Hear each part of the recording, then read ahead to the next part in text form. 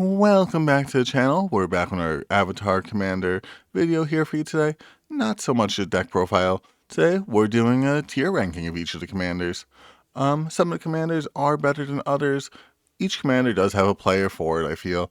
But these ones are the ones that we think are the best. Which ones we think just aren't that as good as the other ones. This is comparing the commanders to one another, not to the whole of Magic the Gathering, where you're trying to figure out like, oh, is Hanging Katara as good as like a Traxa or Edgar Markov? No, just as Hanging Katara better than Grand, better than Azula, better than Avatar Kyoshi, better than Boomy? Well, if you want our opinions on that, stay tuned for the channel. If you want some more like details on like how we'd run each of these decks, we're gonna be trying to post a deck profile for as many commanders as we find fun as possible. Probably like less so the ones in the F tier than there are in the D tier. In the way we're ranking these, A, are going to be the ones that we'd probably build like most wholeheartedly in terms of commanders. B, commanders we definitely find fun, just don't have the same power level as the A tier commanders. C, I feel like they have their niche and they definitely have like a way that they can work, just not as well as A or B.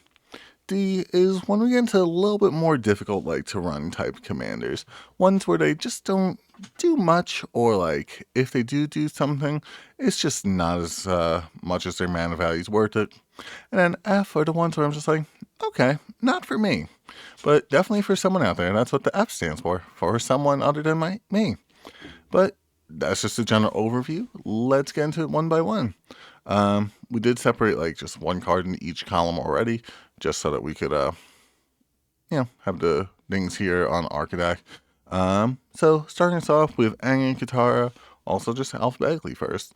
Whenever Aang and Katara enter or attack, create 1/1 allies equal to the number of tapped creatures and artifacts you control. It costs 3, a green, a white, and a blue for a 5/5. So it's a pretty good stat line. Really easy to get that out, especially because you're in Simic colors for this one in order to get that ramp going. A lot of mana dorks for these colors as well to make sure that you're getting out Aang Katara. Normally, like I'd say, you could potentially get them out turn 3 quite often, and when they enter, you get those allies right away. Then they attack the next turn, you get even more, and with all those mana dorks tapped, that's that many more allies and that many more things to pump yourself up with. So that's why Aang Katara get the A tier here for us. For our B tier starting us off, we have Grand. On the surface, doesn't seem like that great of a commander, but the second line I kind of ignore, where it says non-creature spells you cast cost 1 less to cast, as long as there are 3 more lessons in your graveyard. We're not really caring about the lessons for this type of deck. We're going for that first ability of whenever Grand becomes tapped, draw a card, then discard a card. So there's a lot of ways in blue in order to tap, untap Grand to make sure you're able to almost deck yourself out like all in the first turn. Ways to go infinite with that if you get like Agatha's Soul Cauldron and I think it's the Apothecary card. I forgot what its actual name is. A Fedo, something like that. But yeah, that could potentially help her go infinite in terms of that. She's only a 1-drop for a 1/2 as well. That keeps you going in terms of card advantage again and again. So that's why she gets that B tier here for us. Just not strong enough to get into A tier though. For our C tier, starting us off, we have Azula on the Hunt. She's Firebending too. Firebending, definitely a good mechanic. I think Firebending and Earthbending are my 2 favorite mechanics out of this set. But we couldn't put like all the Firebending ones in B tier, so that just wouldn't be fair. But getting the 2 mana is definitely helpful. Whenever Azula attacks, you lose a life and create a clue token. That's not optional. So that is a little bit of a downside, but you do also get a little bit of draw power with that clue token. You'd use the Firebending too to get the draw power like right away. And overall, just having like that synergy makes her a pretty good commander, I'd say. She's 4 mana for a 4/3 with draw power attached to her. So I'd say that's worth it in terms of running something as a commander. You don't get to run her as like a red commander as well. You only get her for the black, so like monocolored commanders aren't always the most useful, so ending up hitting C tier here for us. Starting off the D tier, commander I hoped would have been a little bit better is Avatar Kyoshi Earthbender. During your turn, Avatar Kyoshi has hexproof, so only during your turn. That's already a downside. At the beginning of combat on your turn, Earthbend 8, and then untap that land. So for 8 mana, you're getting a 6/6 and an 8/8. Every turn you're getting an 8/8, but you're in green, so you're probably going to get countered. But like at the same time, you could probably get her out a little bit sooner. But it's still 8 mana that you're trying to put into this. Land also can't attack the turn it comes in because it will still have the summoning sickness. It is pretty useful to keep on getting those 8/8s. Just in the command zone, it is a little bit tricky to run. She is definitely really good in terms of like a support piece for like one of the multiple tops, or Boomy or Haru, I think is the other earthbending one. Or nope, Longfang doesn't do earthbending. He was a non-earth. No, was he an earthbender? I can't actually remember in terms of the show. No, was he? He was a royal advisor or something. And then for our F tier, we have another Earthbender that doesn't. Oh, he does Earthbend. You have lessons. Boomy, King of Three Trials. Fitting there for what he was trying to do in terms of teaching Aang lessons, where he gets whenever Boomy enters, choose X, where X is the number of lesson cards in your graveyard. 4/4 for 6 mana, but you get to put either Dree +1/+1 counters on him, target player Scry's Dree, or Earthbend Dree. You're not having Boomy enter necessarily a lot of times, especially in green. Like, whereas Aang and Katara have so many ways to blink them, being in blue and white, Boomy, you don't want to blink that much because you'll lose the +1/+1 counters on him. Scrying is just okay in terms of like what he's looking to do. Lessons are already hard to come by in mono green. There's the one that's like the new rampant growth that's really good, and the one that's the new rolling regrowth. I forget like what their actual names are. I just know like what they're replacing in decks. Earthbending Dree is good, but we can't put every Earthbending card up there just because there's Earthbending. Because like if you're running like those 2 good lessons, like what are the odds of you having them in your graveyard to begin with? So that's how Boomy ends up in that F tier for us. All right, and now going in alphabetical order, we have Aang, Aang, Aang, Aang, and Aang, and Aang. But starting off with Aang, a lot to learn. We have, oops, well, there we go. Aang, a lot to learn for 2 in Simic. You get Dree 2, Aang has Vigilance as long as there's a lesson card in your graveyard. I'm not actually sure if there are any good, like, white, what's it called, lesson cards. Like I said, we have those 2 good green ones, so you have a possibility of getting those. Whenever another creature you control dies, put a +1/+1 counter on Aang. I didn't read all these before going into this, but that's a little dark considering what he does. Aang's character, having lost all of the other air nomads. Oof. That's kind of funny, actually. You're in Simic, so it's not necessarily the best colors to be sacrificing creatures in. You do get 3 2 for 2. You're not going to really get the Vigilance too often because you're not going to have lesson cards that much. You do lose the counters when Aang goes away, so you don't really want to blink him even that much. I'd say this could end up being like a strong creature, similar like how Kyoshi's like a strong creature. But that's really like all that you're getting out of this commander, it seems. And also like you're not in like the best color combination to do it. I think he goes down there with Boomy in the F tier for me. He doesn't pump anyone else up, and yeah, just not as useful as some other commanders could be. Following up, we have Aang, Air Nomad for 3 and 2 white. You get a 5/4 flying Vigilance. Other creatures you control have Vigilance. Vigilance is something cool to give your other creatures. Is it nice enough to be like your only thing you do as a commander? No, because like there are plenty of other cards like that support like, oh, give +1/+1 and Vigilance to all other creatures you control. So like, would I run this as a commander? Probably not. Flying Vigilance 5/4. It is 5 mana to get out of 5/4. That is pretty heavy, especially in mono white. He does pump up your other creatures like enough for it to not go in F tier though. I think that deserves D tier. Next we have Aang, Airbending Master. For 4 and a white, you get a 4/4. When Aang enters, Airbend another target creature. Earthbending is his weakest bending style. Whenever one or more creatures you control leave the battlefield without dying, okay, when I get airbended, you get an experience counter. I like experience counters. And at the beginning of your upkeep, put a 1/1 white ally creature token for each experience counter you have. At the beginning of your upkeep, that's really useful. He does have to make like a whole turn around the table in order to make like full use of that.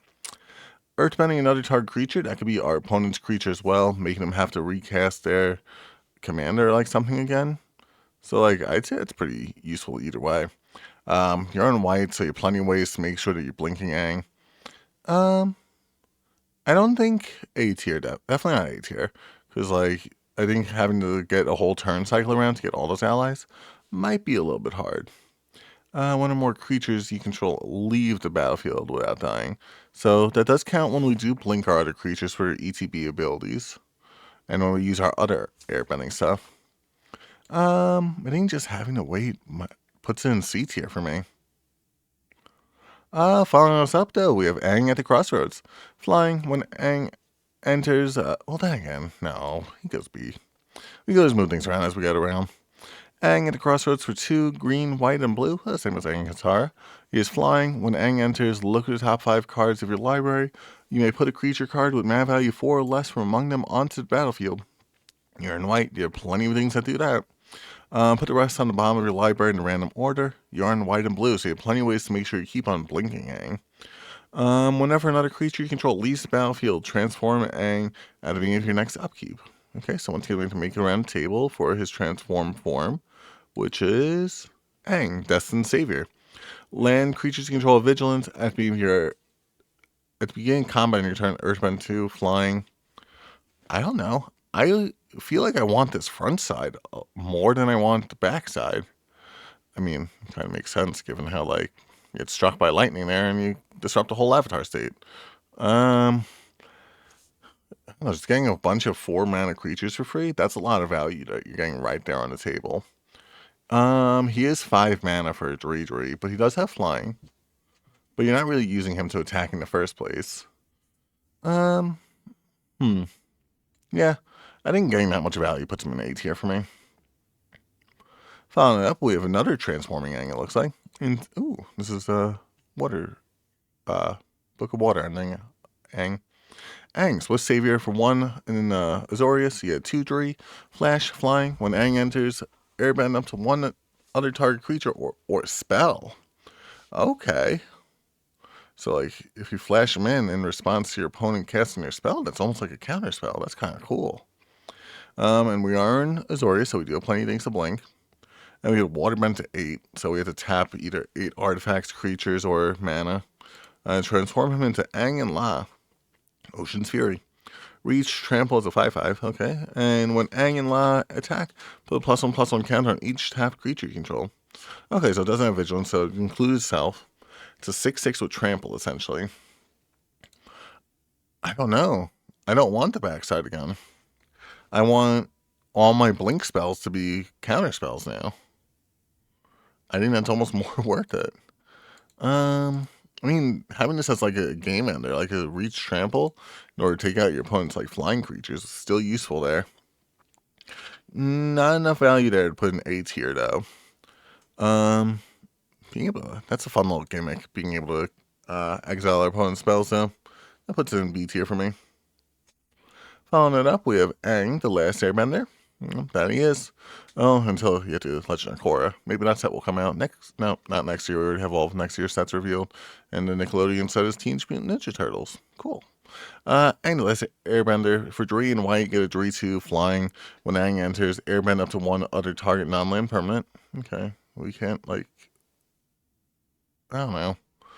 How many of the Aangs have the airbending thing? Just 2? Okay. 3, including this one. Whenever you cast a lesson spell, Aang gains lifelink. Okay. So, once again, not going for that second part of the ability. You're only in mono white for 3/2 with flying. I don't necessarily like this one too much. I don't know if it would go in D tier though. Does this go in D tier? Yeah, no. I think this goes in D tier.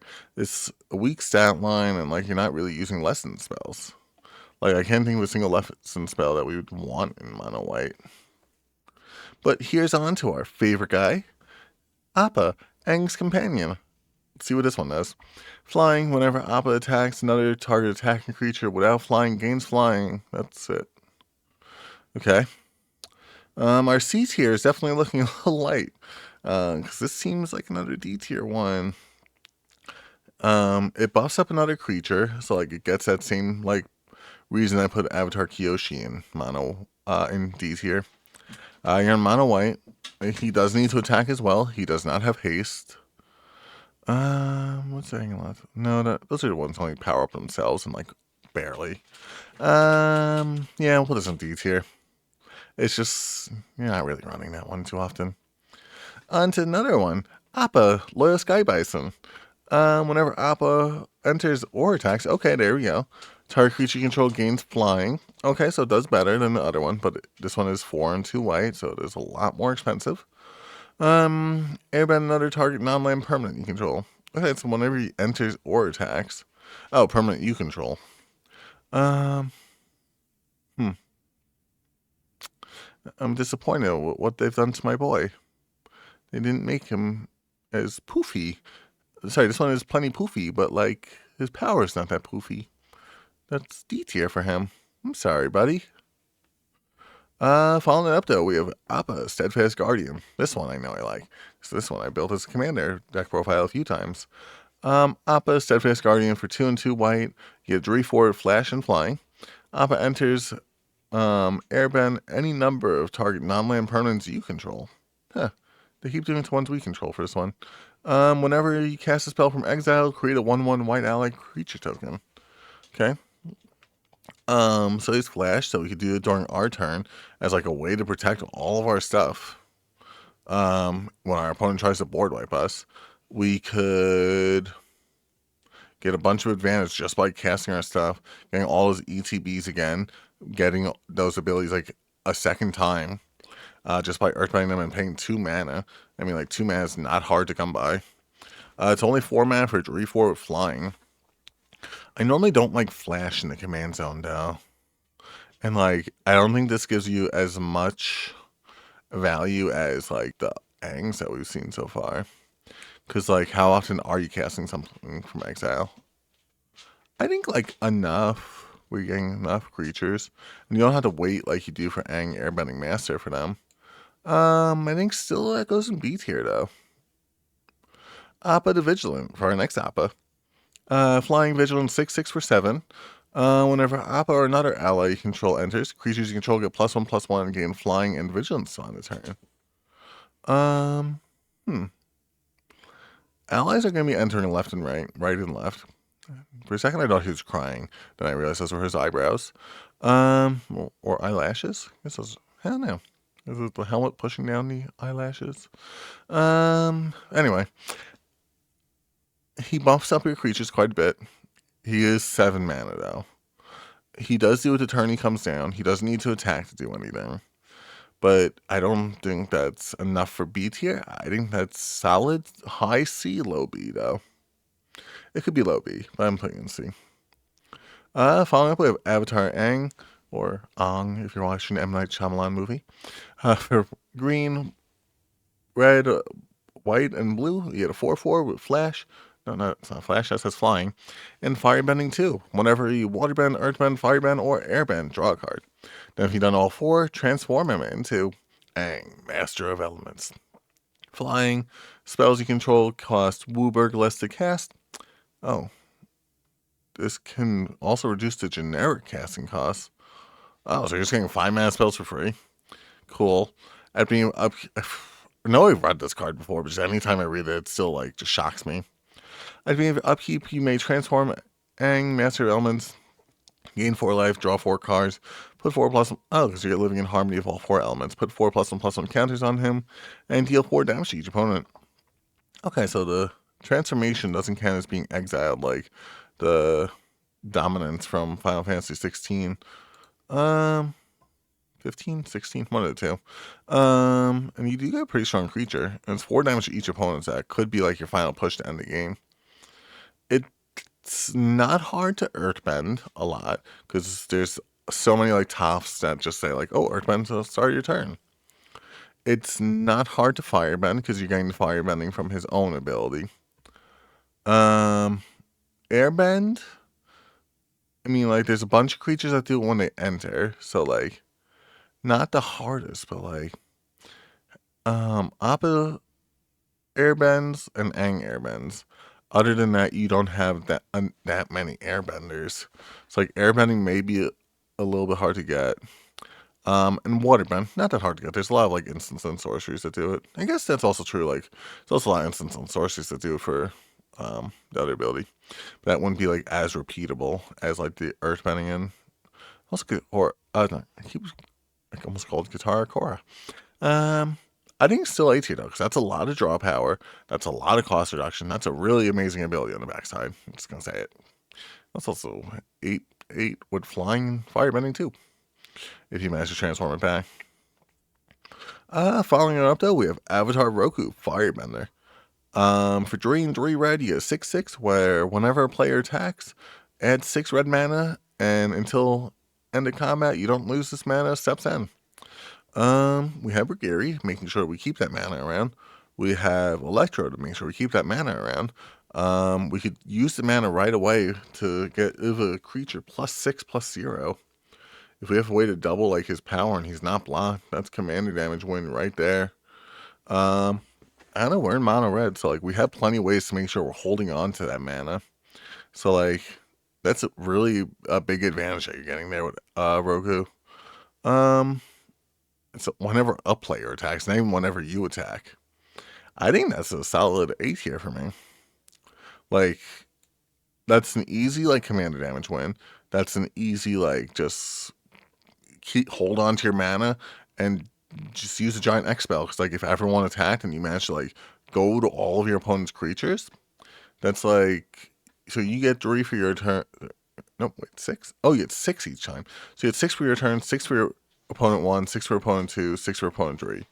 That's 24 mana that you're getting. Then if you manage to make it around the table, like while him and like say Electro are still on the table, and you have a way to like, I don't know, like sacrifice Electro, like that's 30 damage that you're dealing with the target opponent. Or if you just use that for like an X spell, that's game over.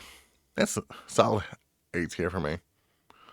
For our creatures, well, I don't know why I went into deck building mode there for a second. We have our first Azula. Azula, Cunning Usurper for 2, a red. No, that's not red. For 2, a blue and 2 black. You have Firebending 2. Once again, you only run her in. I don't know why I'm forgetting. Dimir. There we go. When Azula enters, target opponent exiles a non-token creature they control. Then they exile a non-land card from their graveyard. Okay. During your turn, you may cast exile cards with Azula, and you may cast them as though they had flash. So you could use the Firebending mana. You can use mana of any type, so you could use that Firebending mana no matter what type of mana it needed. If you maybe exiled your opponent's like Soul Ring that you destroyed with, you're in Dimir, not that many ways to really get rid of artifacts. I'm just comparing it to Gruul. It's still good though. You can cast it for flash speed. That's really good. Your opponent enters, target opponent exiles a non-token creature they control, then they exile a non-land card from their graveyard.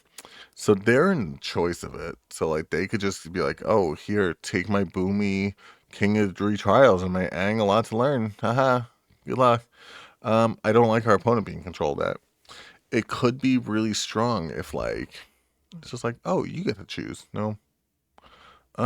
If it was, I put it in A tier. Otherwise, we are in the right colors for like getting control of our opponent's stuff. I think that still ends up in C tier for me. Following it up, we have Azula, Ruthless Firebender. Firebending 1, we like to see it. Whenever Azula attacks, you may discard a card. Then you put an experience counter for each player who's discarded a card this turn. So it's at least 1 experience counter. But you could potentially have up to 4. That could be a lot. What can we do with them now? For 2 and a black, until end of turn, Azula gets +1/+1 for each experience counter you have and gains menace. So if we have each opponent discard a card, then we discard our card. That's 4 experience counters. We pay to Dree, one of which is from the Firebending, so not that hard to get. She becomes a 7/7 with menace. That's a Dree shot on an opponent. And then next turn she becomes an 11. Well, no, she become. a 15/15. So that's a 2-shot on someone. You do have to have ways to make sure opponents discarding cards, and no one likes to discard cards today. I love Azula as a character. Like, just like the tragic downfall is really cool. I I think actually this Azula move there because we can't put all Azulas in C tier. Oh, we still have Fire Lord Azula. Yeah, this one in C tier. Just because like anytime you're running a discard team, people aren't gonna be happy with you. Following up with Bosco, just a bear. He's just a bear. He's a 4/4, where when Bosco enters, he creates a food token for each legendary creature you can try. I don't know why, just seeing him makes me happy. He's a 4/4 for 5 mana. Look at that face. For 2 and a green, sacrifice the food, put 2 +1/+1 counters on Bosco. He gains trample to end turn. He keeps the +1/+1 counters, so he'll start off as a 6/6 for 8 mana essentially. That's not super high value in terms of mana cost. See, he doesn't deserve F tier because look at that face. He is kind of just a strong creature though. I mean, you're in green, so you have plenty of food deems. The counters do have to go on him. Okay, that does kind of stink. You can use the food tokens for other things, and it's for each legendary creature you control. And try to find any excuse to put him in like higher than D. Yeah, I think he's D tier. I could see arguments for F too, but like he is essentially a bear. Yeah, that's about it. I'm sorry, Bosco. Following up though, we have Boomy, Electric Earthbender. No, Eclectic Earthbender. It's like he has some Lightning Bend. When Boomy enters, Earthbend 1. Okay, we like to see that. Boomy attacks, put 2 +1/+1 counters on each land creature you control. Okay, so we're gonna get that 1 land creature right away. Then he has to attack to put 2 more counters on it. Earthbending is a good mechanic. I feel this is more so like a support piece for other Boomies now, like not Boomy of 3 Trials now. It's not as bad as the other Boomy. It does power up our other land creatures. It doesn't give us like really any card advantage though. I mean Earthbending kind of does though. I'm gonna put on D tier. Like it's same vein as Kyoshi.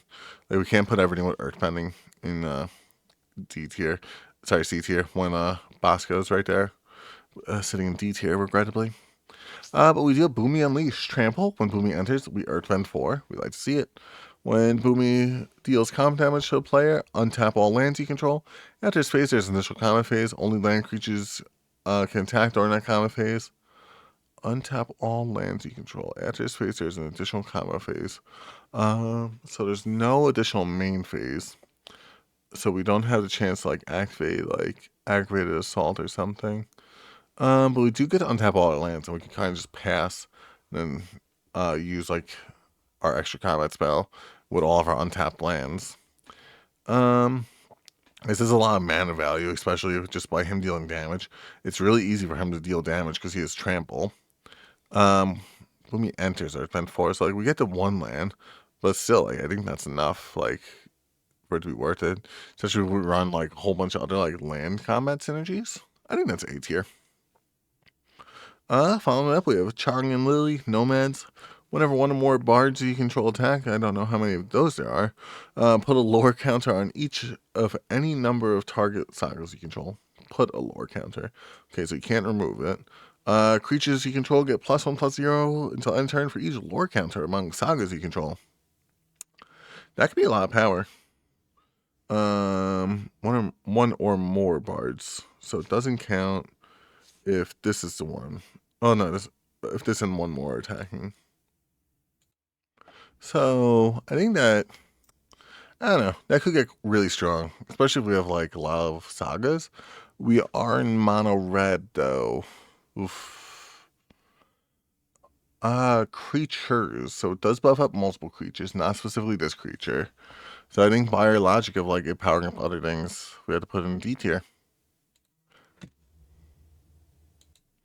Alright, and next up is Combustion Man, Ooh. Whenever Combustion Man attacks, destroy target permanent unless its controller has Combustion Man deal damage to them equal to his power. F tier because it's not called Sparky Sparky Boom Man. All right, but in reality,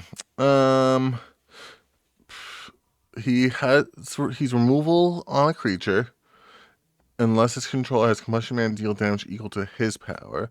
So they can either take 4 or have one of their things get removed. Target permanent, not even target non-land permanent. Ooh, so like you could really put your opponent in a position to like sacrifice lands. That could be pretty useful. Especially if you get like his power up really high. It's only when he attacks. If your opponent has one creature to defend with, here, take his attack as damage or take his attack as damage. I think that's C tier. That's pretty cool. I kind of like that effect. Maybe a video coming to the channel soon. Following up though. Oh, really? We go from a C to F? C, there's no D, E, or D or E names. Interesting. Fang, Roku's companion. That's Roku's dragon. Flying, whenever Fang attacks another target legendary creature you control, gets plus X plus 0, where X is Fang's power. Okay, so you get a creature plus 4 plus 0, unless Fang is like more powerful. Whenever Fang dies, if he wasn't a spirit, return him to the battlefield under its owner's control as a spirit. Okay, so he powers up one other creature, only when he attacks. And he's a 5-mana creature. I think that is D tier. It doesn't power up anything like enough. I'm almost thinking Kyoshi should be C tier. I'm gonna move Kyoshi over to C tier. Yeah, I just think she's not like at the same level as like some of these ones we're putting down here in D tier. As I said, things can change. But speaking of powerful commanders, we have Fire Lord Azula. For 1 blue, black, and red, you have 4/4 with Firebending 2. And whenever you cast a spell while Fire Lord Azula is attacking, copy that spell, and you may choose new targets for the copy. We have plenty of ways to make sure we give our stuff flash with blue. We have plenty of red spells that we cast at instant speed with the Firebending ability. There's a lot of black instant spells. So plenty of ways to make sure you're copying up the spells. Take an extra turn along with a second extra turn if you manage to give your spells flash. Like, her abilities are just really good. Just getting a copy of your spell a second time, along with getting the mana to do it. It is only like a select time. But I still think like just having built this one, that's a solid A tier for me. Following up though, we have Fire Lord Ozai. Whenever Fire Lord Ozai attacks, you may sacrifice another creature. If you do, add an amount of red mana equal to the sacrificed creature's power. Until end of combat, you don't lose this mana as step 10. Until the end of combat. Okay. 6 mana, exile top card of each opponent's library, and so on a turn you may play one of those cards without playing its mana cost. So you're paying 6 mana for... No, I was going to say Azuri, just because I've been playing my Azuri deck a lot. And I was going to say Eldrazi, but it's not also not Eldrazi. Atali is the card that I'm looking for. You're paying 6 generic for essentially Atali's effect, but you only get to choose one of them. Until turn, you may play one of those cards. So you could still take your opponent's lands if you're really in need of lands. You could get the mana like pretty easily with his own ability. You're in mono black. Well, you're in black red, so there's plenty of ways to like sacrifice your creatures, get big benefits off those things. Especially if like you have like persist creatures, you sacrifice them a second time. He does have to attack to do it, but like that's a lot of mana. That's a lot of card advantage. I think that's B tier. Next up we have Fire Lord Zuko. We have our Dark Fire Lord. Well, I think technically Azula's coronation was never finished before like Zuko and Katara came and challenged her to Agni Kai. But she's still a Fire Lord there. Fire Lord Zuko for Mardu, you get a 2/4 with Firebending X, where X is Lord Zuko's power. And then whenever you cast a spell from exile, whenever permanent you control enters, put +1/+1 counters on each creature you control for each time you do it. There's no really card advantage because you don't get to exile cards yourself. You get a lot of mana from the Firebending ability because he's going to get really strong. You're in the best colors to do it. I think that's all B tier. Following up, we have Flopsy, Boomy's buddy. Flopsy enters, put +1/+1 counter on each creature you control. Alright, so by our logic, that's at least D tier. This is powering up something other than itself. Each creature you control power 4 or greater can't be blocked by more than one creature. It's 6/6 for. Sorry, it's a 5/5 for 6 mana. That's. Do we put him with Boomy King of the Druid Trials, given how he's part of the Druid Trials? No. I mean, like, giving a +1/+1 counter to a whole bunch of creatures, like, get your Inspiring Calls, get, like, your Proliferate stuff to really start working. I think that's solid D tier. Following up, though, we have Guru Patik. Guru Patik enters, look at the top 5 cards of your library, reveal a lesson, saga, or shrine. Oh, I didn't realize this one works with shrines, too. Like, hey, bye? Yep. Put the rest of them onto the bottom of your library in random order, one into your hand, so you don't get to cast it for free. But it's essentially draw a card out of your top 5, because you're going to have sagas and you're going to have shrines. Lessons may be a little bit harder to come by, but I know they made they made a couple decent green ones, and they made quite a few good blue ones. Whenever you cast a lesson or a shrine, lesson, saga, or shrine, put a +1/+1 counter on another target creature you control. Okay, so powers up another creature, so it's at least D tier. It's definitely higher than D, because that's a decent amount of card advantage. It's only when he enters, though, is the only thing. And, like, you don't have access to a lot of shrines, because you're only in Simic. But, like, that is enough card value to get you into C tier, I'd say. Following it up, we have Hakoda. Selfless Commander. Vigilance, look at top card of your library at any time. Cast ally spells from the top of your library. Okay, so essentially free draw power. Sacrifice Hakoda, creatures you control get +0/+5 and gain indestructible to end turn. Why are his eyes red? Huh, that's a little weird. Oh, because of the sunglasses of Day of Black Sun, probably. I like that you're getting that much value from, like, looking at the top card of your deck and getting to cast it. But it's only if it's an ally, so it's a little bit limited. He is also free protection. That's, like, repeatable. He's a 3/5 for 4, so that's a pretty good stat line. I think that's solid B tier. It's enough card generation for it to go B. Hama, the Bloodbender. When Hama enters, target opponent mills 3 cards. Only target opponent, okay. Exiled up to 1 target non-land card from that opponent. Sorry. Exile up to 1 non-creature, non-land card from that player's graveyard. For as long as you control Hama, you may cast the exile card during your turn by Waterbending X. Okay. Rather than paying its mana cost. Okay, so I think you can pay mana into the waterbending cost, if I'm not mistaken. So it's just a cool ability, bloodbending. Really enjoyed that part of Legend of Korra. So we basically get one of our opponent's spells for free. It's only when she enters, and you stop getting access to that card as soon as you, like, blink her. Once again, you're in blue and black, so you have plenty of access to your stuff. It's only one opponent, so you don't get, like, a lot of access, but you do get maintained access to it. I think C tier. Like, it's just very limited in terms of, like, how you're able to do it. Yeah, I feel good about that. Next up we have Haru, Hidden Talent. Whenever another ally you control enters Earthbend 1, you're in mono green. Not a lot of, allies. I mean, like, we have enough, I guess. Is Bosco an ally? No, he's just a bear. What type of bear? Just a bear.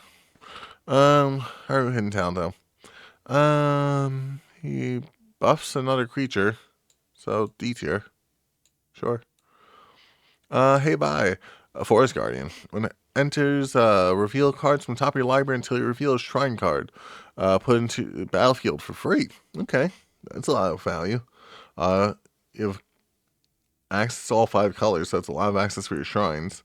For each legendary enchantment you control, aka all of your shrines, create a 1/1 colorless spirit creature token. Can't be blocked by non-spirit creatures. So I don't think you're really using that ability that much. I think you're more so just glad you have access to Wooburg for access to all the shrines. And like you have access to blue and white, so you have access to blinking him a bunch of, and then just getting a whole bunch of shrines for free essentially. Um, it's the first shrine, so like it doesn't matter the mana value of the shrine. I think this one's a solid A tier. So I might even go to S tier once we get to that part. Following up though, we have Hey Bye, Spirits of Balance. Nope, Spirit of Balance, because it's only the one. It was just the one that I remember scaring me as a child. Whenever Hey Bye enters or attacks, you may sacrifice another creature or artifact. If you do, put 2+1/+1 counters on this creature, and Hey Bye leaves the battlefield, puts counters on target creature control. Okay. I guess it powers up another creature. So like, D? I mean, you have a sacrifice outlet on it, and you're in the best like color combination for that. I don't think no. Well, it enters or attacks, and you do have access to white, so you do have access to a bunch of blink spells. I think still though. Oh, it's when he leaves the battle, not when he gets sacrificed too. So I think that's C tier. Because we can keep moving those counters around. Just have them enter, sacrifice, all that type of stuff. I wrote Dragon of the West, so I'll show you why they call me a Dragon of the West. Haste, Menace. If you have combat on your turn, each creature you control gains Firebending 2. Ooh. 2 and 2 red. Beginning a combat on your turn, each creature you control with a counter on it. Mentor is whenever this creature attacks. So wait, you're giving them Firebending 2 before they get their counters, and then you're putting the counters on them, so then they're good for next turn? I see the logic, like, because otherwise it might be a little too good. You're in red, so you don't have that many, like, counter synergies. It's the only problem with that. There's a lot of mana you're generating, but given the delay of having to make it around the table once, like, you do get the counters, like, the first turn he comes down because of the Mentor ability. I think just being in red, like, if this was, like, Simic, I would say solid B. But being mono red, looking for counters, that puts it in C tier for me. Following up though, we have Iroh, Firebending Instructor. Whenever Iroh attacking creatures, you get +1/+1 until end of turn. Okay. It does technically power up another creature, but it's only attacking creatures. It's too limited. F tier. Iroh, Grand Lotus. This one's really good. Firebending 2, 3 green, blue, and red. During your turn, each non-lesson card, instant sorcerer in your graveyard has flashback. Yield its mana cost, and during your turn, each lesson card in your graveyard has flashback for 1. There's another Iroh that makes it so that even like doesn't. You basically get your lesson spells for free. You know what I mean? Iroh, he's gonna give you free life lessons. We're getting flashback on all our spells. We're in red and blue. We have plenty of things to do that with.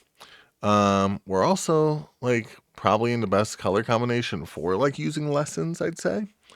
Like you don't have a lot, but you have enough where you finally have it being worth it. I'd say it's A tier.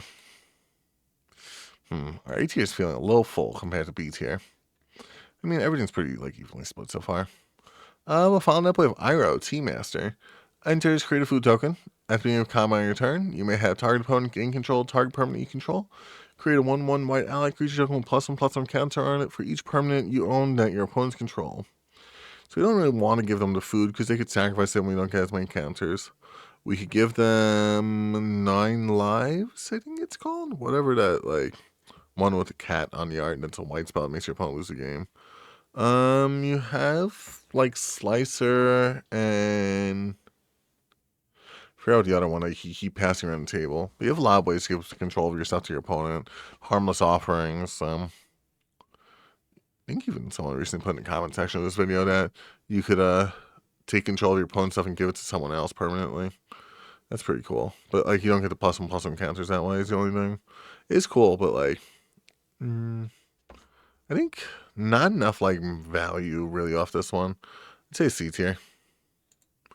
Following up, we have Zhang the Deserter, Firebending 1, Exhaust, pay 3, put +1/+1 counter on Zhang. When you next cast a lesson spell this turn, copy it, and you may choose targets for that copy. Okay. You pay 3 to get like one copy of one lesson spell. Like, it is cool to copy stuff. It's one lesson spell, and you're in red. Like, I can't even think. No, there's a couple good red like lesson spells. Um, it is exhaust. Um, he's the first deserter. Everyone remembers the first one. No one remembers the second one. I think that's F tier for me. It's just too limited in terms of what he's trying to do. Following up, we have Jet Freedom Fighter. Jet Hunter, he's 2 and 3 Boros for 3-1. Ugh, 5 mana for 3-1. Better do something good. Deals damage equal to the number of creatures you control to target creature an opponent controls. Okay, so you have removal, not a flash speed. Only when he enters. You are in Boros, so you deal blink spells, so that's kind of cool. Dies, put +1/+1 counter on 2 target creatures. I don't think that's very good. That's F tier. Jet Rebel Leader. Whenever Jet attacks, look at the top 5 cards of your library. Put 1 creature card mana value 3 or less from among them onto the battlefield. Oh, so similar to Aang. They're at the crossroads. Put the rest onto the bottom of your library in random order. So like Aang does a couple more things. This is like a lot of value. You're in white, so you have access to doing this whole bunch. Keep on blinking him. It's a little limited, so put in B tier. We still have 70 left. Jeez. I had to break this into 2 parts. Next we have June Bounty Hunter. Can't be blocked as long as you draw 2 or more cards this turn. If access to Phyrexian Altars, so that's pretty easy. Pay 1, sacrifice another creature, create a clue token. It's a sacrifice outlet in black. C tier. Ooh, I don't know. I don't know what's happening there. I don't know if that's even showing on the camera. Nope, it's not even showing on the camera. Katara, Bending Prodigy. Being of your end step, Katara's tapped, put a +1/+1 counter on her. Waterbend 6 to draw a card. So you get a little bit of draw power, and you get to bump her up a little bit. You have to pay 6 to draw a card. No, I'm good. That's F tier. Katara, Heroic Healer. Lifelink. When Katara enters, put a +1/+1 counter on each other creature you control. Powers up other creatures. It's 5 mana. D tier. That's a lot of mana for the hat effect. That should have been like Dree. Katara, Seeking Revenge. Because at least then you could like decide like when do I want to play it. Like, but 5 mana? Like, oof. Like you have to build up your board at least, I guess. Katara, Seeking Revenge. Waterbend 2 is an initial cast cost a spell. Cost to cast a spell, not cast cost. When Katara enters, draw a card, then discard a card unless her additional cost was paid. You don't really mind discarding. So it doesn't work with like blinking her. +1/+1 for each lesson card in graveyard. So if we discard a bunch of lessons, that's pretty cool. A little bit of draw power, not like enough. It's like you're going hand neutral. Say C tier. Like Grand you also go hand neutral, but like you could do that infinitely. Katara a little bit hard. I think not really like a way to do it. Katara the Fearless. This one I'd say is the best Katara. If triggered ability of an ally you control would trigger, that ability triggers an additional time. Doubling up like almost like a Panharmonicon for all of our allies. That's solid A tier. Katara, Water Tribe's Hope. Vigilance, Katara enters, create a 1/1 white ally creature token. Waterbend X in order to buff up your creatures a whole bunch. Why is she 5 mana again? That's I don't know. You get 1 token. You're an Azorius, so you can get plenty of tokens. You don't have to tap her to activate a waterbending ability. And the waterbending cost like gets you a bunch of tapped creatures. I say that buffs up her creatures enough for solid C tier. Katara, Waterbending Master. Actually, this one might be the best Katara. Katara attacks. You may draw a card for each experience counter you have. If you do, discard 1 card. You cast a spell during an opponent's turn, get an experience counter. So like it doesn't matter if we have to wait around because like we'll just cast Katara and save all of our counter spells. We like to see it. Deck ourselves out. That can be fun. That's so much draw power. That's A tier. We'll be sorting A tier into S tier like at the end of the video. Ko, the face stealer. Or that's not Ka. Enters, exile to one other target creature. Another non-token creature dies. You may exile it. So, oh, here is this when he enters. Pay a life, choose a creature, exile Ko. You seal its face essentially. Don't show any emotion because that's how I target you at the table. That's very flavorful. That's a lot of things you could seal.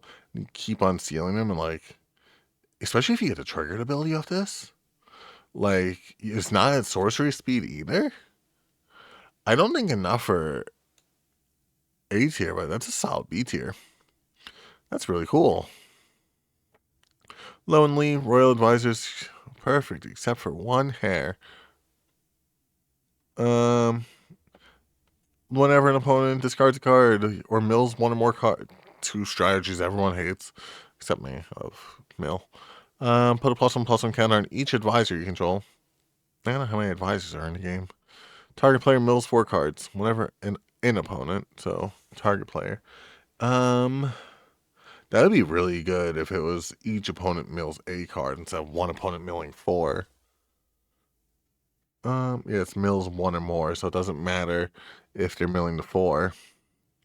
That's really just gonna on each advisor. I don't know how many advisors there are. I think that's D tier now, just because I don't think there's that many advisors. Lonely, twin tutors, 5 mana for 2/2. Okay, that's a lot. What do you do? Whenever Lonely, enter, search your library for lesson or noble card. I don't know how many nobles are in the game. Why are we using like? We have advisors and we have nobles. That's kind of funny. But put into your hand and shuffle. Okay, so we have a 5 mana tutor. Noble creatures you control and lesson spells you control have lifelink. Are there a lot of lesson spells that deal damage? Oh yeah, that's the line I was just referencing. Almost perfect, one hair out of place. It's you get card advantage because you're putting a card into your hand.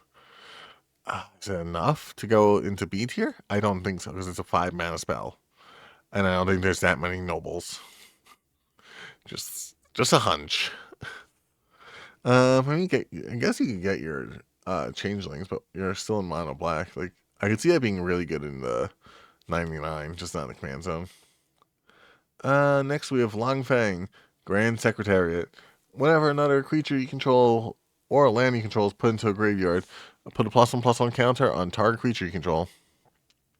Okay, so this is one where like if I didn't build a deck before like making this video, I probably would put him in D tier. But given how many like persist creatures this would go infinite with, I'd say it's a solid B tier. Like it's just not enough card advantage to put going A tier. But solid B. Longshot, Rebel Bowmaster. Reach non-creature spells that you cost 1 less to cast. Whenever you cast a non-creature spell, deal 2 damage to each opponent for 4 mana. Ugh. Feels like a 2/2 for like 3. That'd be a lot better.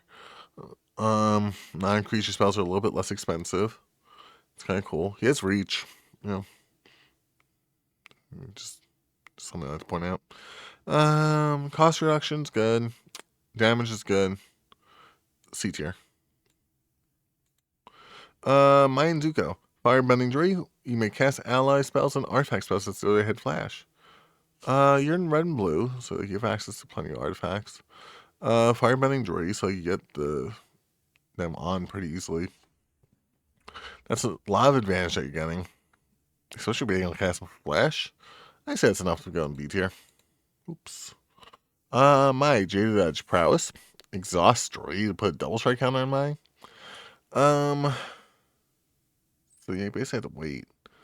I mean, get her out for the 2, put the double strike counter on her Jury next turn, and you essentially have a 2 Jury for 5 mana. F tier. I mean, like, the prowess could be good, but, like, I don't think she's sticking around long enough to, like, find out. My Scornful Striker. What's she do? First strike. Whenever a player casts a non-creature spell, they lose 2 life. Ooh, that's a lot of damage. It's very reliant on your opponent playing non-creature spells. Like long shot is C tier because you can control what you're playing. It's very hard to control what your opponent's playing. I think that's D tier for me. Master Paku. Prowess Master Paku becomes tapped. Target player mills X cards or X number of lesson cards in your graveyard. We're in blue. We have access to some lessons. We only really need one because similar to Grand, he can go infinite and mill you out until you get your Das's Oracle. Only thing is, like, we're milling it, so we don't really have as much control as we do with Grand. Um, so like if we mill our Das's Oracle or a Laboratory Maniac, where it might just be dead in the water. But like if we go infinite, we can also just mill out our opponents all the way. But like who wants to win that way? I think that's C tier. Just having to have a lesson in order to do it makes it a little bit weaker to Grand. But tell her I say hi. Master Piondo. First strike attacks. Look at the top 4 cards of your library. Reveal an ally. Top 4 cards. Okay. Ally equipment lesson card from among them. Put it into your hand. Rest on the bottom in random order. 4 for 5. Now let's see. Search the top 4. That is a decent amount of card advantage. I don't think enough to go above C tier though. I think like it is pretty easy for him to attack, giving him that first strike. But then like, what else do you do past that? Not much. Push field into one. Moku, Meandering Drummer. Oh, that's kind of cool. He gave us all the people from the secret tunnel. Um, Whenever you cast a non-creature spell, you may pay 1 additional. So that 1 that you saved off long shot. If you really want to play with all the side characters. If you do, Moku gets +2/+1, and creatures you control gain haste. Okay, a haste enabler is kind of cool. But having to pay 1 extra for just a little bit of boost on Moku? D tier. Not strong enough. Oh, we're on to all of our Momos. Momo, friendly flyer. A little bit of cost reduction there for our non-lemur flyers. And whenever another creature you control with flying enters, it's +1/+1 till end of turn. Create a bunch of tokens with like. Nope, Dovescape is blue and white. Nope, the other one I'm thinking that creates 4 birds is also blue and white. There's one that Battle Screech. That one creates 3 birds. That'll give Momo +3/+3, and he's a 4/4 with flying. Eventually a 5-shot. Little bit of cost reduction is nice, but it's very limited in terms of its cost reduction. D tier. I'm sorry, Momo. You're not Appa. Momo, Playful Pet, Flying Vigilance. Momo leaves the battlefield. Choose one. You either get a food token, get a +1/+1 counter on creature you control, or you get Scry 2. We could play him with Rosie. The one from Lord of the Rings. It's Rosie something. We get a bunch of food tokens. Keep on blinking him. Get a bunch of food tokens. What are we doing with them? I don't really know. Because we are in mono white, it's not like we have access to green. If we had access to green for this one would be really good. Like I'd say, by really good I mean like C tier, not like D tier, which he is currently like D tier, I'd say. That's even F. Momo, Rambunctious Rascal. Flying, enters, deals 4 damage to target tapped creature and opponent controls. Okay, that's very reliant on what your opponent's doing. Puts him in F tier for us. Sorry, Momo. Monkiatsa. Whenever another creature you control becomes the target of a spell or ability, may airbend that creature. Okay.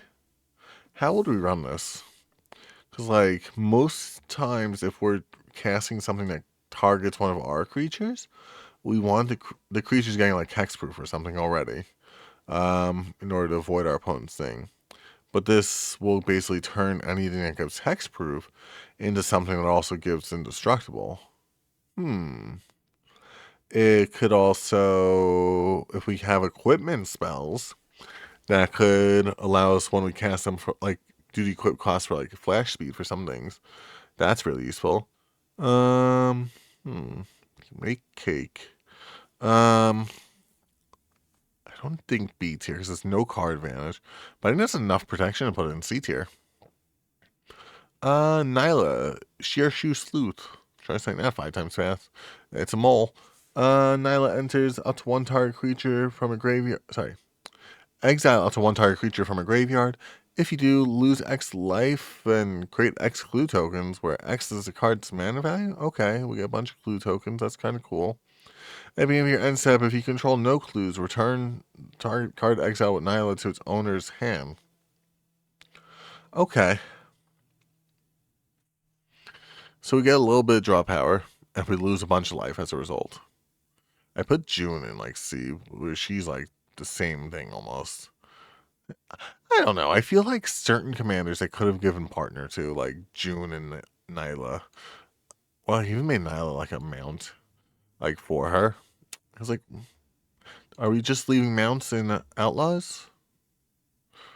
Oh, this is also 5 mana. D tier. Yeah, no. Like, it's, or even an Aether Drift. Let's forget about that set. Next up we have Ozai, the Phoenix King. Trample, Firebending 4, Haste. So we get the Firebending 4 right away. If you lose unspent mana, that mana becomes red instead. Ozai is flying and indestructible as long as he has 6 unspent mana. We keep this mana from turn to turn. He's a 7/7 for 6. It's a really good stat line. Keep the mana. I'm like, we have access to so many like X spells.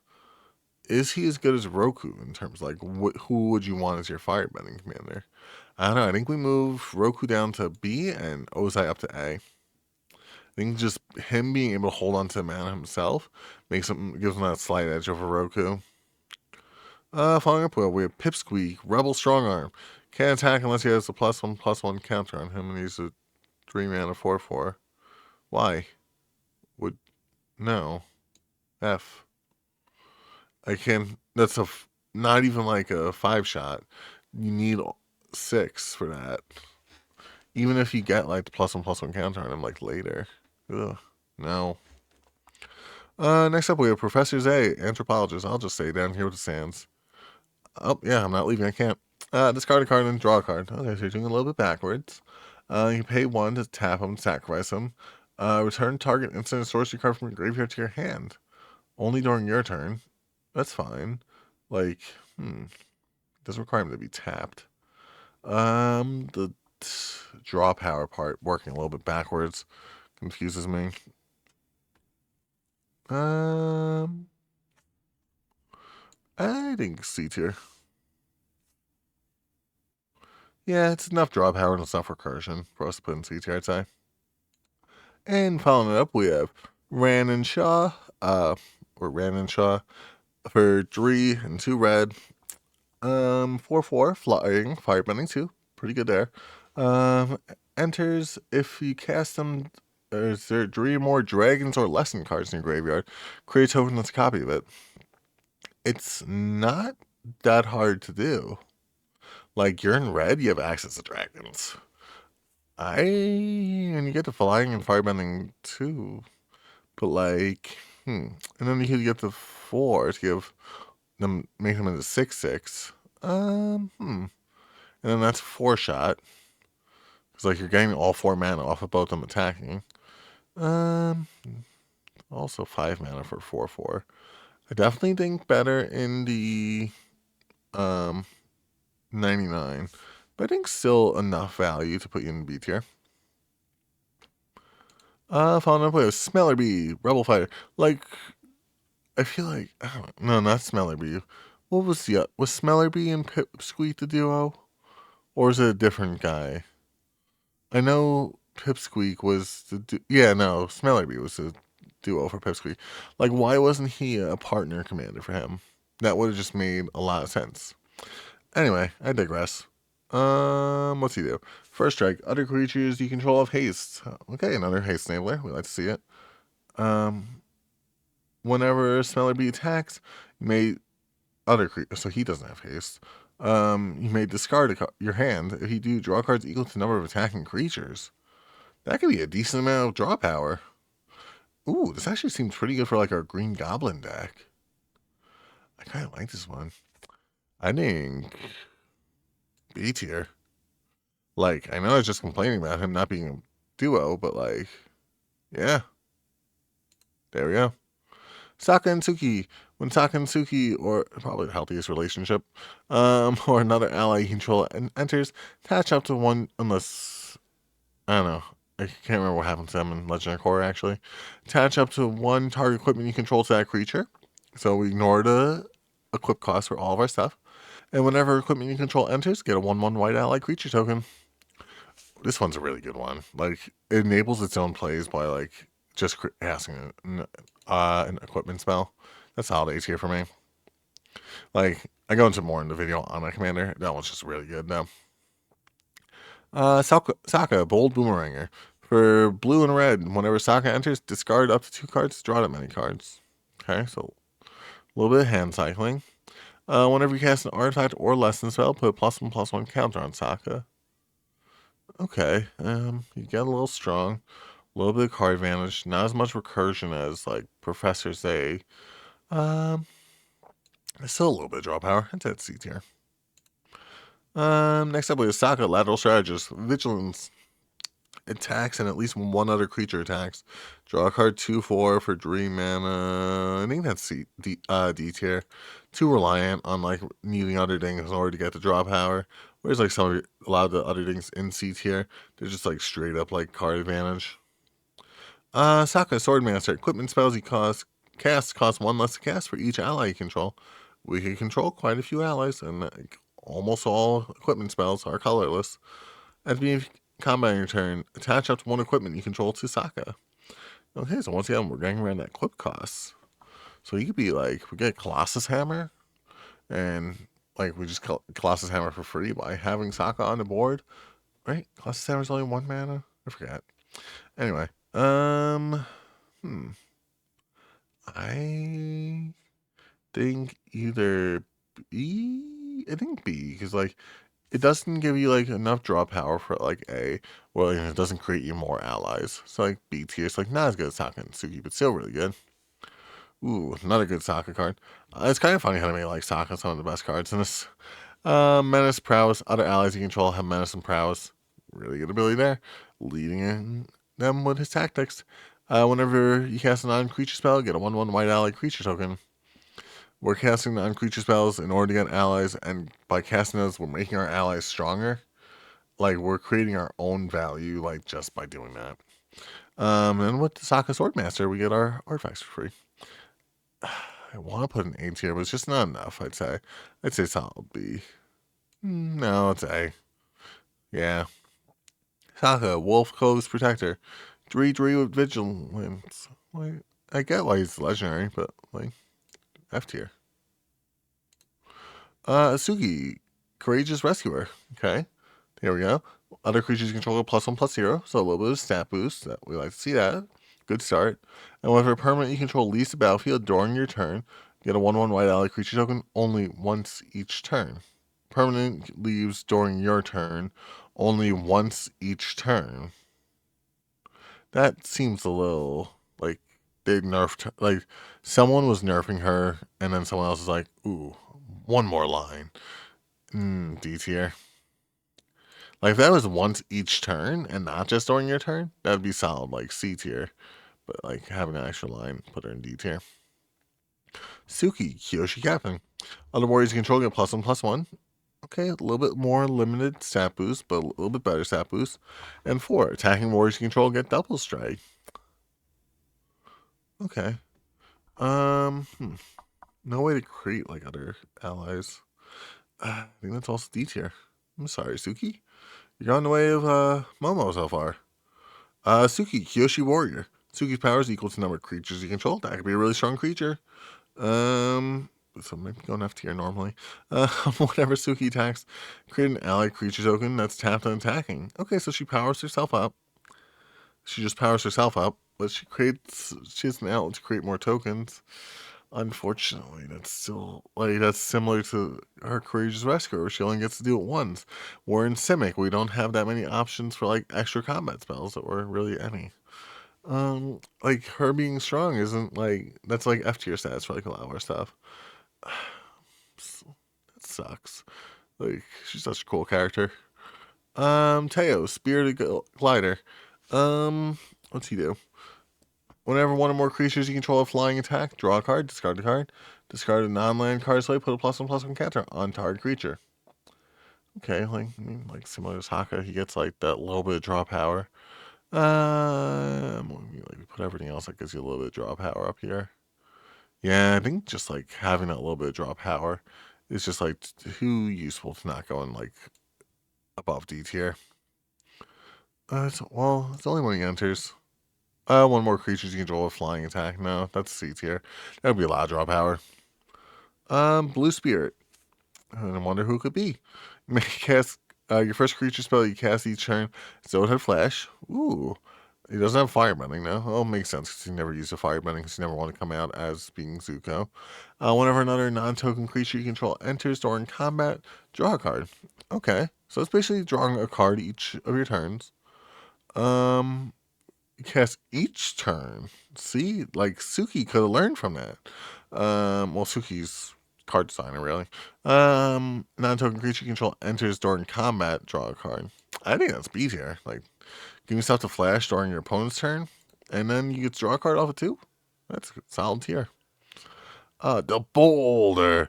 The boulder attacks Earthbend X where X is the number of creatures you control power 4 or greater. Okay, so we're powering up like similar to Haru, we're just getting like a little bit of earthbending. D tier. So powering up one other thing. Oh, I don't know what I just put. Did I move something other than Boulder? No. Okay, that's weird. The Cabbage Merchant. Honestly, like one of the characters you would not expect to be as strong as he is. Like he's a 2/2. Whenever another opponent casts a non-creature spell, you create a food token. Could help out your opponents. You're playing a little bit group hug. Whenever a creature deals combat damage to you, you sacrifice a food token. You tap 2 untapped foods you controlled. Add 1 mana of any color. That's a lot of mana you're getting. You're probably getting a lot of food tokens as well. It does rely a little bit too much on your opponent playing non-creature spells. So I think B tier. The Duke is Pipsqueak's buddy. Sorry, Smeller B. The Duke, Rebel Sentry. The Duke enters with a +1/+1 counter on him. Remove a counter from the Duke, put it onto target creature. So you're putting it onto, what's his face? I forgot his name. I just had it too. Pipsqueak. So, like, we're doing the thing that we want to do. They're just not able to be partners in the command zone. We even had them in the same color. Has a little bit of protection. Alright, we'll put him in D tier. Sorry, Bosco. Your tier's getting a little crowded. The Earth King. Whenever the Earth King enters, create a 4/4 green bear creature token. A bear and a what? Just a bear, because he's a bear. That's why he is a 4/4 and 7/2/2. Whenever one or more creatures you control with power 4 or greater attacks, search your library for that many basic land cards, put them on a battlefield, tap and shuffle. Okay, so first off, why is it 4/4 bear not a legendary creature token named Bosco? Just asking for a friend. He's right there in the art too. That could be a lot of land we're getting. And we're getting the 4/4 to start off with. We aren't, like, we're in green, so we've asked all those land foldings too. How have I not seen this one yet? Is it one of the, eternal ones? I think that's an A tier commander for me. I like landfalls a lot. And I like Bosco. I like to see it. Fire Nation Drill. What do you do? Oh, yeah, that's right. Vehicles are legendary now. Commanders now. Enters, may tap it, destroy target creature, power 4 or less. Okay, we're attacking with first turn anyway. That's pretty cool. Pay 1, permanents your opponent's control lose hexproof and indestructible. Okay, that's kind of cool. So you get removal on, creature with power 4 or less, though. Well, it makes sense with the wall being like a 0/30 or whatever it is. And like it makes everything else indestructible. It only destroys creatures. That's D tier. The Lion Turtle. Vigilance, Reach. Lion Turtle enters, gains 3 life. You can't attack or block unless there are 3 or more lesson cards in your graveyard.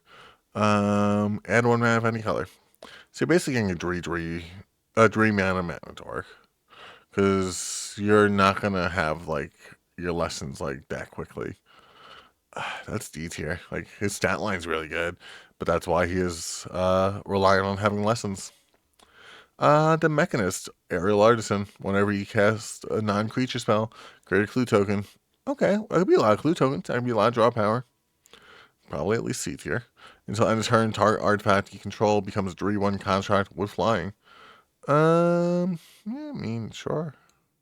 I think that's C tier. Just getting the clues is more so what you're in that one for. You're not really in it for the other part. You run like a whole bunch of what's this? Cyber Drive Awakener? I think this card thing came out. That gives it like all your uh non-creature artifacts into 4/4s. The Terror of Serpent's Pass. Hexproof 8/8. That's it. No trample. F tier. Go on, get. Do you Nagi Yoshi's Island? No one's ever rode the Unagi before. Ward, Waterbend 4. That's a pretty high, like, cost. Flash, whenever an opponent draws their second card each turn, you get to draw 2 cards. Okay, so it's a little bit like worse version of Consecrated Sphinx. But like in the command zone? And you get to flash it in response to your opponent drawing like their second card? That could be a lot of draw power too. We'll put it up here in B tier. The Wall of Ba Sing Se. This is truly the city is named Ba Sing Se. It's the impenetrable city. Defender, other permanents you control are indestructible.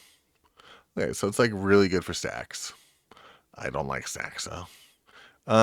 You is definitely a really good piece for like your Baitor decks.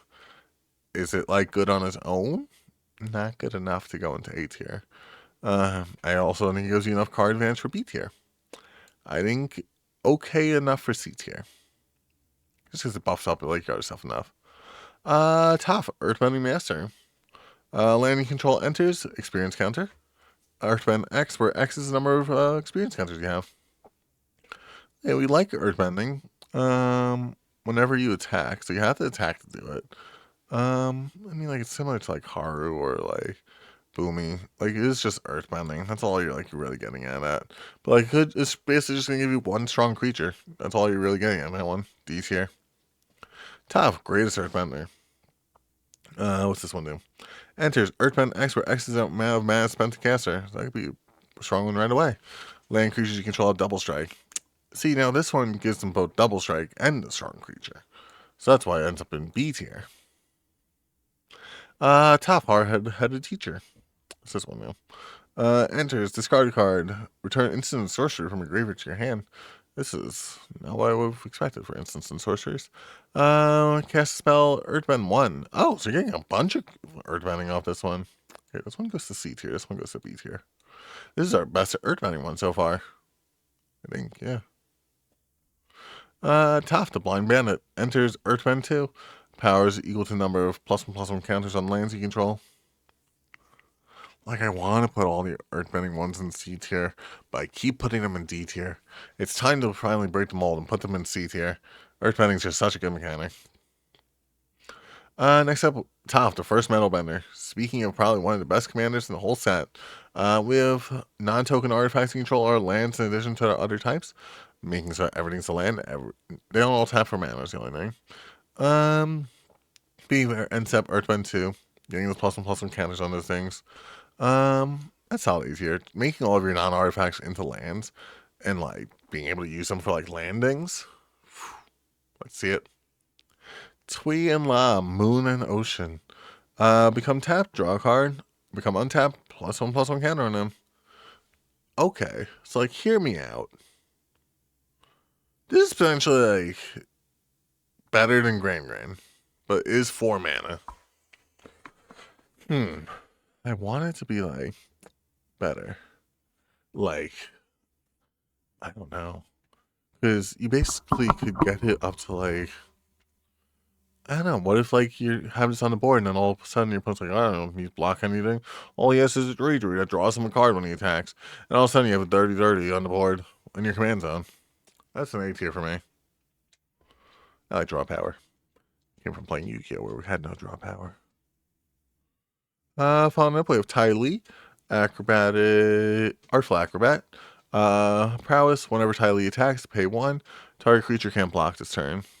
Okay, so it's just making sure She could attack and deal a little bit of damage. See, it would be a 7-shot. F tier. Like, if it made it so like that creature like was tapped, maybe. Tylee Chi Blocker, one with prowess. I like the prowess aspect of this because it really benefits like off of them like playing with the benders. Enters, tap up to one target creature. It doesn't untap during its controller's untap step for as long as you control Tylee. If that was like, see, if that was like her effect was when she attacked, that would be really good. But anytime you like blink her, you then have to like choose a different creature. It also doesn't lose its abilities, but like that tends not to matter for a lot of creatures. I think that's like such a good sun piece though. That'll put it in C tier for me. Next up we have Uncle Iroh, Firebending 1. Lesson spells cost 1 less to cast. Okay, I mean like we have a little bit of a F tier. I don't like lessons. There's just not enough good ones yet. Next up we have Huan Tong, All Knowing.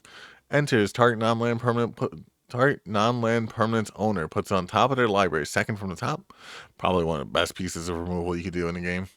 Whenever one or more cards are put into a library from anywhere, put 2 spirits onto the battlefield under your control that can't be blocked. I mean, this is just so much value getting off this one, along with such a good piece of removal. This one was A tier.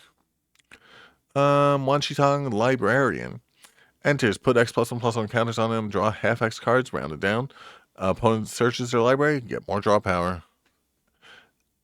I know everyone's talking about this one about being so good. It's not my playstyle, personally.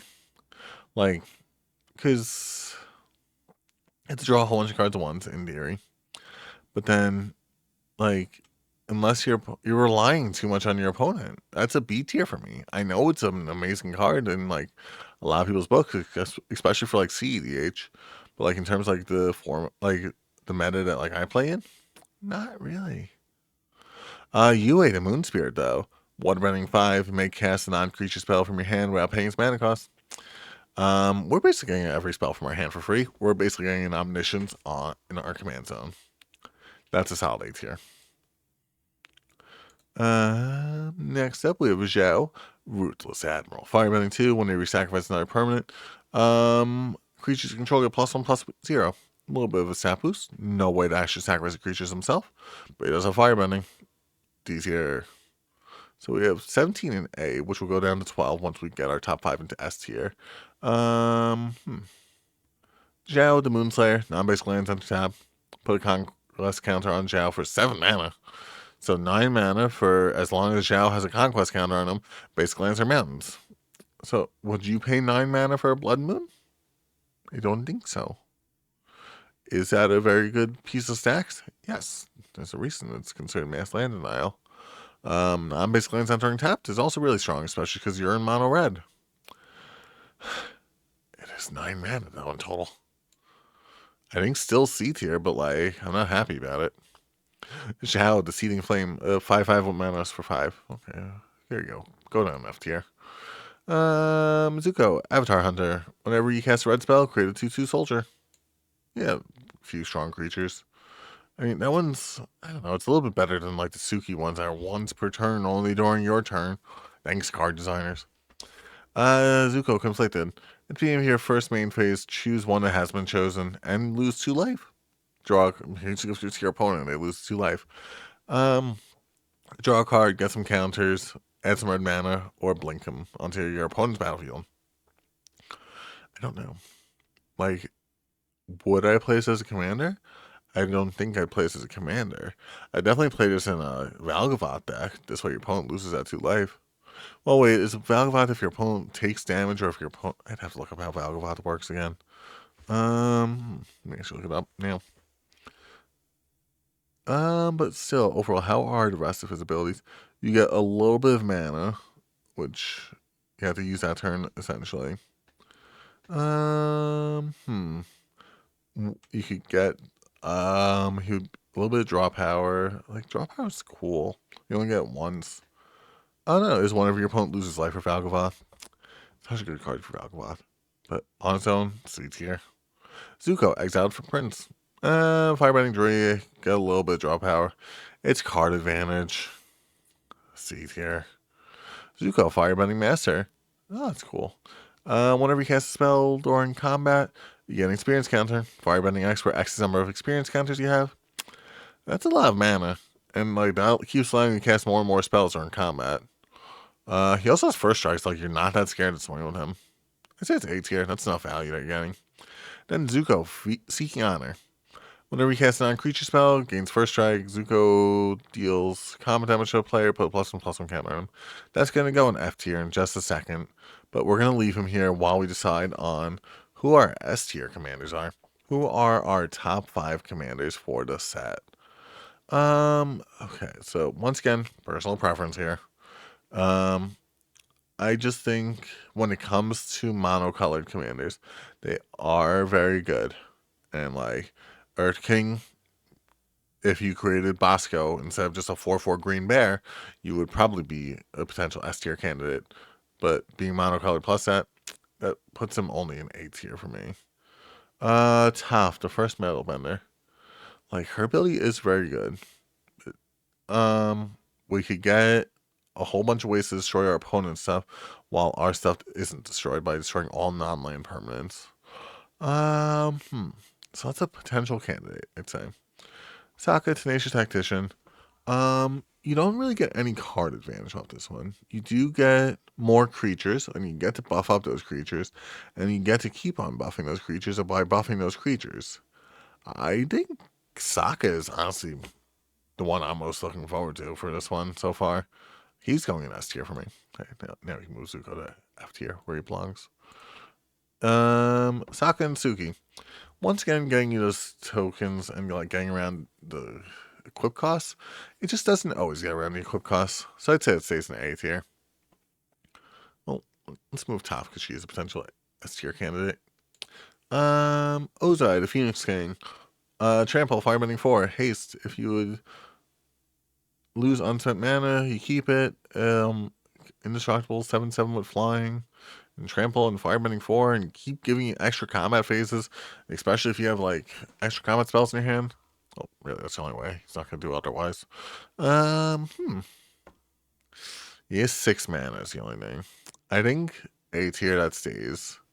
Like the firebending 4 and haste, but like 6 mana is what's bringing him down for me currently. Katara, really good draw power. You get a lot of draw power. You get a lot of experience counters. I'm really excited to put this in my Azori deck, but not as its own commander. Katara Fearless, doubling up our ally abilities, really good.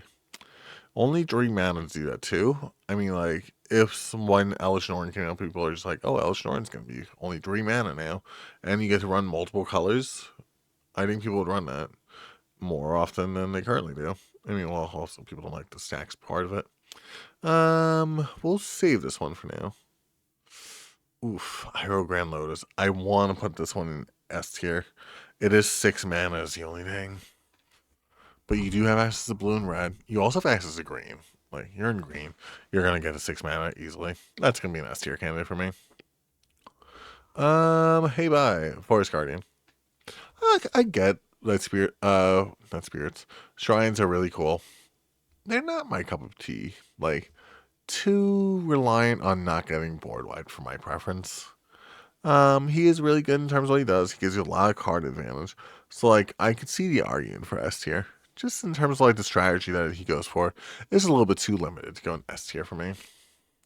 Yeah, I'd say it's the same reason for Katara. Once again, a little bit too limited, relying only on being able to do allies.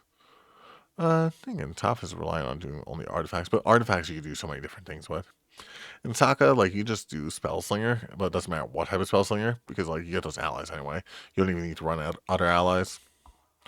Fire Lord Azula. Another one I think is solid S tier. Copying extra combat. Well, most extra combat spells have that, like, part of them that say, like, oh, take an extra combat phase after this main phase. So, like, you can't really do extra combat phases enough. You can do extra turns, which copying an extra turn spell and then bringing it back to your hand and copying an extra turn spell. Overall, just doing other things that give you more mana and like allow you to cast a bunch of stuff during your combat phase. Really fun in terms of like thinking about like how many different ways you could do this one. I say it goes in S tier for me. No, oh no, I was the only what's it called? Non 4 mana one. Booming Unleashed, 5 mana, very limited, only extra comments, so this is really what you're going for with this one. I say it stays in S tier, A tier. Avatar Aang. Which Aang is, where to put Aang guitar in there? You know, just go right there with it. Getting all of the gang. We have Toph, Sokka, Iroh, Azula, and Katara. Everyone's here. Right, Zuko?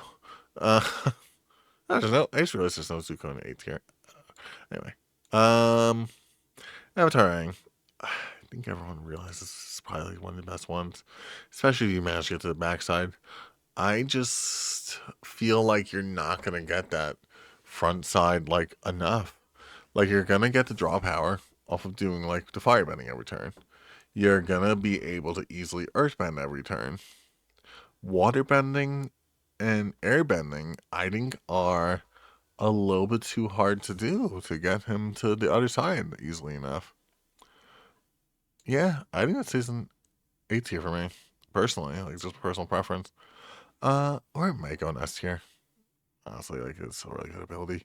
Just that cost reduction is too good. Aang at a Crossroads. Once again, we keep on blinking this one. We keep on getting to come back. We keep on getting free stuff. Then we have Aang and Katara. Once again, we're in green, so it's not like we're actually uh spending 6 mana to cast this. And also like you're playing mana darks in green and white anyway. So like this really just buffs up your stuff so much. You could just run this in generic token decks. You could run this in like a mana dark theme deck. You run this in, I forgot what that other commander I'm thinking it was called. Forgot its name, but it's a really good one. Well, I think that goes in S tier for me. Oh, almost forgot to change the name of this S tier. Do that after. But yeah, if you guys like the rankings, make sure you like the video. If you want to see more like this, make sure to like, comment, subscribe. So stay tuned for more of these. If there's another set you want us to cover, like our tier listing of, leave it down there in the comment section. And have a great rest of the day in the meantime.